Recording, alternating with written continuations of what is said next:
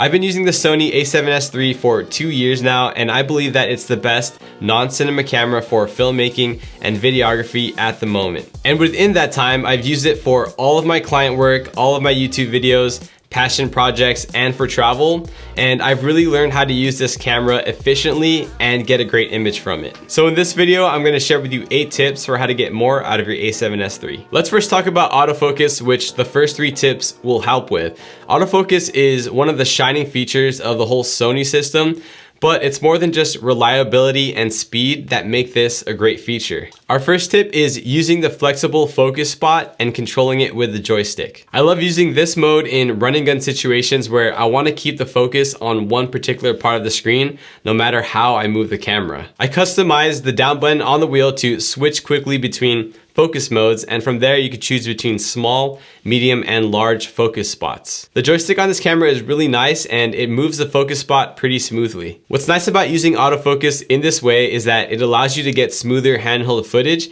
because your right hand is always on the grip and you just have to move the joystick around with your thumb. And then with your left hand, you can keep it under the camera the entire time, and you don't have to worry about turning the focus wheel on your lens or tapping on the screen for the tap to focus function. Speaking of tap to focus, our second tip is to enable the tap to focus feature.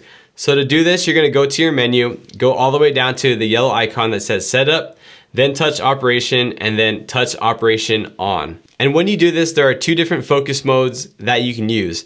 The first of which is spot focus, which means that wherever you tap on the screen is where the focus is going to lock onto. And to be more specific, if you tap on an object on the screen that is 10 feet away from you, it's going to lock that focus distance. And so when you move back and forth, you'll see that everything that is 10 feet in front of you is going to be in focus. So this is great for those reveal type shots where you're moving laterally, but not changing the distance between yourself and the object or subject that you're shooting. This is also great for product videos when you want to get those nice push-in shots where it starts out of focus and then gets into focus as you get closer to the object. So when you're doing a shot like this, you want to start where you want the shot to end, and then you tap to focus on the object, and then you slowly do your push out movement. And then in post, you're just gonna reverse the clip, and so it creates that nice out of focus to in focus effect. For real estate, this is also useful for wide shots in darker rooms. Since you need to keep the aperture low to allow more light in,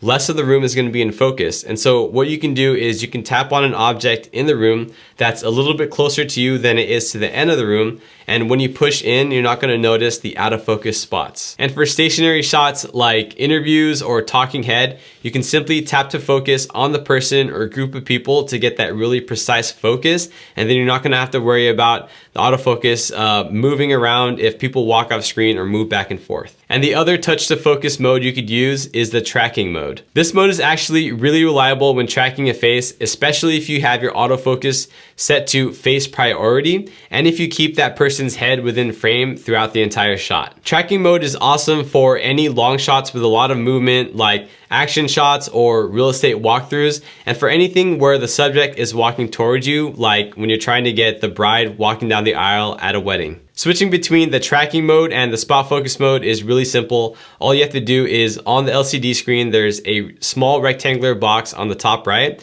and when you tap it, it'll switch between off, spot focus, and tracking mode. The third tip is to change up the focus speeds. By default, the focus speed is set to medium, which is really good for a lot of situations, but depending on what you're shooting, the focus speed can play a really big role in the type of look that you want to get. In a recent live session music video that we shot, I wanted the tighter angle to switch the focus between the singer, the guitar, and the drums. And to do this well, I changed the focus mode to flexible spot focus small and controlled it with the joystick. And then with the focus speed, I turned it down to 2. By doing this, I not only was able to get natural looking focus pulls, but I also was able to avoid the autofocus trying to immediately focus on objects as I moved the focus spot around with the joystick. So when I did get the focus spot on the area that I wanted the autofocus to latch onto, there would be a 1 to 2 second delay and then it would focus. And in contrast, bumping up the focus speed all the way up is going to be really useful for those run and gun situations where you have to keep on changing the focus and you need it to be reliable and quick. For my cameras, I customized the select button to quickly access and change the focus speeds. And now shifting our focus to other features, our fourth tip tip is to use the white balance lock feature. When you're using auto white balance, you can customize a button to enable this feature and it's gonna lock the white balance. In my cameras, I've customized the C1 button to enable this feature. I'll admit that auto white balance isn't the greatest feature for nailing color, but the A7S3 is so much better than previous Sony cameras at getting this right. And if you're in a pinch and want to ensure that you're getting good white balance, you can let the auto white balance work for a few seconds on whatever frame you're shooting, and then when you think it looks good, you can enable the white balance lock. Be careful when using this, because if you lock the white balance and then you're moving in and out of different light and forget that you locked it, it could ruin parts of your shot. But if you're shooting something stationary like a talking head or an interview, this could be a really good option to use. Our fifth tip is for how to expose S-Log3 correctly. I believe that S-Log3 is the best picture profile to shoot in because it gives you the best dynamic range and it gives you the most flexibility in color grading. But the trick is getting the right exposure, and there are a lot of different opinions on the best way to do this. The quickest, best way I found is to use the Gamma Assist feature and to trust your eyes, assuming that you know it looks good. What the Gamma Assist feature essentially does is it gives you a preview of what your footage will look like if you added color and contrast to it. Plenty of people have said that the exposure meter should be hitting somewhere between plus 1.7 and 2.0 when you're using the multi-metering mode. But what I found is that when I'm using the Gamma Assist and the image looks good to me, the exposure meter is actually hitting somewhere between plus 0.7 and 1.3. And the only exception is when I'm shooting something that's strongly backlit, like shooting directly into the sun or a window. I'm not a colorist by any means, and I honestly just use the Phantom LUTs from Joel Falmuro. But even when I'm using his LUTs, I can tell that they just naturally look better on the footage that wasn't overexposed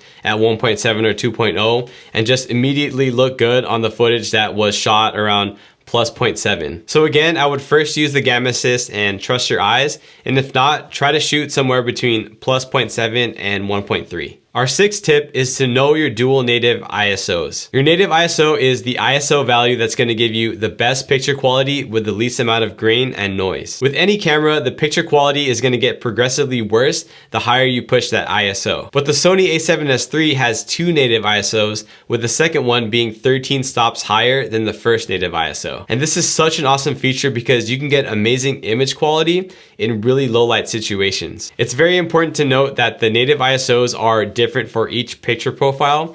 For S-Log3, it's 640 and 12,800, but if you shoot in different picture profiles, here's a screenshot from Gerald Undunn's video talking about the dual native ISOs, and it shows each ISO value that's native for each picture profile. The lower native ISO still does look better, and from my experience, when I'm shooting in the higher native ISO, the color and detail of the highlights get a little bit washed. But even then, the noise and grain pretty much disappears when you're shooting in that second native ISO. And in run and gun situations where the light is constantly changing, sometimes it's easier to just switch to that second native ISO and then just use a variable ND to compensate for when it gets really bright. Our seventh tip is to help you make sure that you're actually recording. First thing you want to do is make sure that your audio signals are on so that when you press record, it makes a distinct beeping sound. And when you stop recording, it makes a different beeping sound. To do this, go into your settings and go all the way down to the yellow tab that says Setup.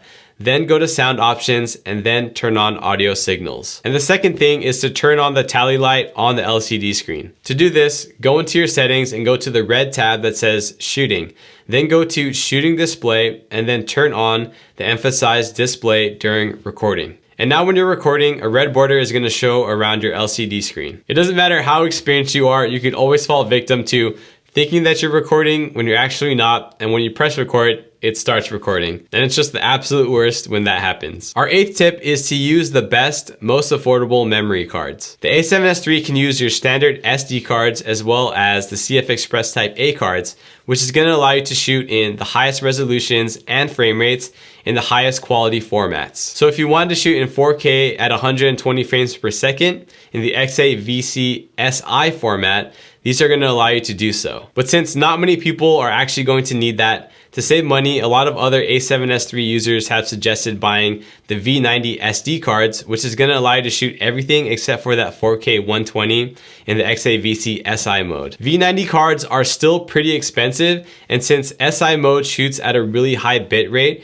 you're going to need a 256 gig SD card at minimum to potentially even get an entire shoot on that one card. But the most popular format to shoot in is the XAVCS format, which is the perfect middle ground for smaller file sizes and great image quality. And to shoot in that format for all resolutions and frame rates, you only need the V60 cards, which are considerably cheaper than the V90 cards. And I can confirm that the V60 cards work perfectly for this because I've been shooting with both V60 and V90 since the beginning, and I've shot 4K up to 120p with the V60 cards. So before you buy any more memory cards, make sure you know which format you actually like to shoot in and save yourself some money by buying the right cards. There's so much to love about the A7S3, and one of those things is the lens ecosystem. If you want to know my 3 favorite lenses for this camera or any other Sony full frame camera, watch this video right here.